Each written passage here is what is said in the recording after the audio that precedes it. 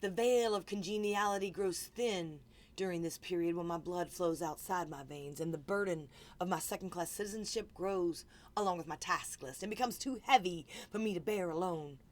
The pain in my belly has been handed down to me from centuries of my sisters being treated like property. Your gaze has turned my womb into a breeding ground for your judgment, and I can only get ahead if I'm willing to give head and be patted on the head and the behind. Success demands that I'm smarter than everyone else, but not so much that I'm a threat, while also being pleasant and pretty. The fine lines you force me to walk have become blurred, but of course that's my fault for forgetting that above all, I am a decoration.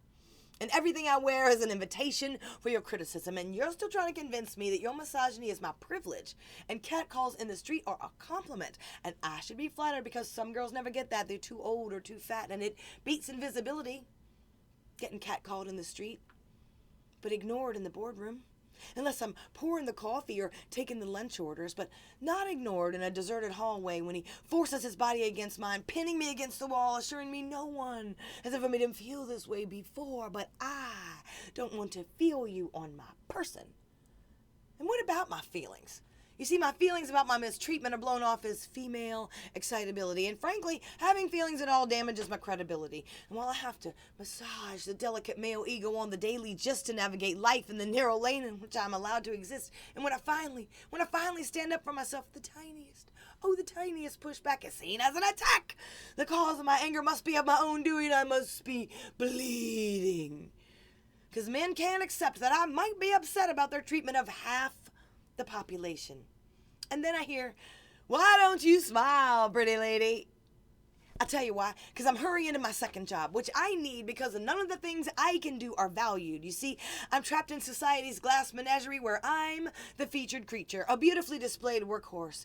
I can't even escape this trap, much less rise to the top like women should, as we are cream of the crop. So we work twice as hard for half the pay he gets. He has a family to support, you know. Like I don't.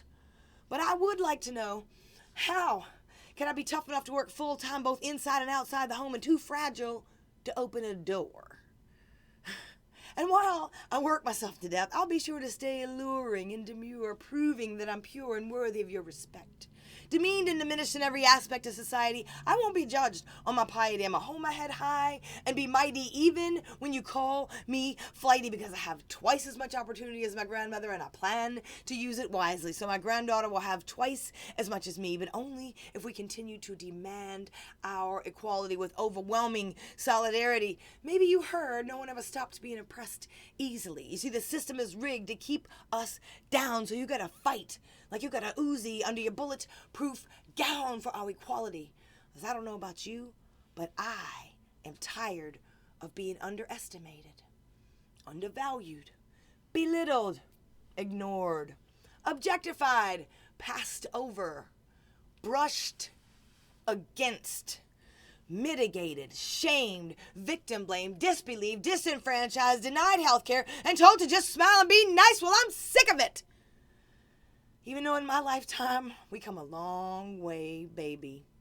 We got a long ways to go. So never stop demanding equal treatment. And when we get it, then we smile.